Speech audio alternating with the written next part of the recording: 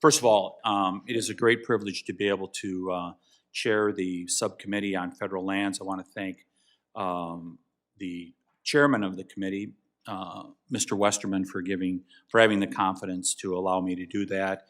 And I look forward to working with the ranking member here, Mr. Neguse, to have a vibrant, good debate and what staff is telling me is one of the busiest subcommittees in natural resources, and I really look forward to that. I want to take this opportunity to welcome all of our members, returning and new, and I'm excited to work with all of you this Congress as we address the many pressing issues affecting our federal lands and forests.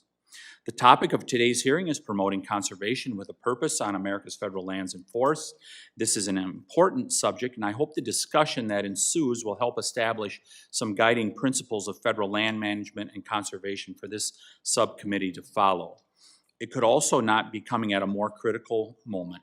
Our federal land management agencies are facing a suite of unprecedented crises: bleak forest health conditions and catastrophic megafires, crumbling infrastructure and skyrocketing deferred maintenance, environmental degradation at our southern border, disappearing access and recreation opportunities, overcrowding, and diminished economic opportunities for local communities. As a nation, we are blessed with abundant natural resources on our federal lands.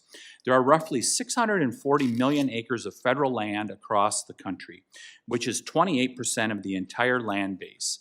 I might be biased, but my district in northern Wisconsin, which contains 1.5 million of those acres, are some of the finest federal lands in the country in the Chequamegon-Nicolet National Forest.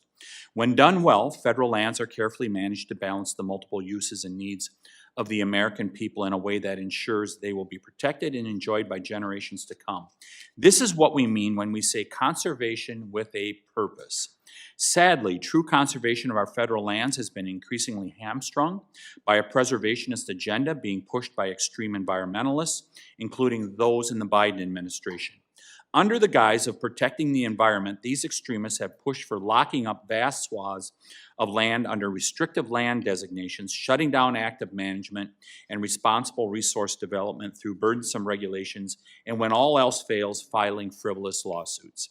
Extreme environmentalists have also hijacked the word conservation to promote policies straight out of the preservationist playbook. Look no further than the Biden administration's own 30 by 30 initiative and ill-defined, unscientific policy.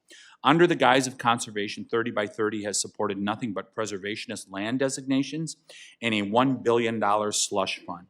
Of course, this is hardly a surprise, given the fact that the nonpartisan Congressional Research Service has calculated 39% of lands are already considered protected in the United States of America.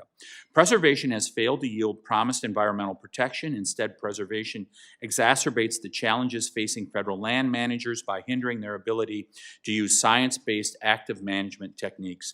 There is a better way to manage our lands. We owe it to the American people to support land management practices that lead to more resilient communities, better environmental outcomes, and greater access and opportunities for the American people. That's part of the Commitment to America, which set forth principles to achieve these results by pursuing innovative, pro-growth solutions that responsibly expedite regulatory processes, reduce frivolous litigation, restore scientifically sound management, and remove arbitrary barriers blocking access to our federal lands and forests. Achieving these outcomes will require empowering local communities and stakeholders to collaborate and coordinate on federal land management efforts. People that live closest to these lands are often the best stewards because they understand the unique challenges they face and have a vested interest in ensuring that they are left in a better condition for future generations. That's why today we will hear from state, tribal, and local witnesses about the importance of coordination and what true conservation should look like on our federal lands and forests. I look forward to hearing their unique perspectives. I want to thank all the witnesses for being with us, and I look forward to today's discussion.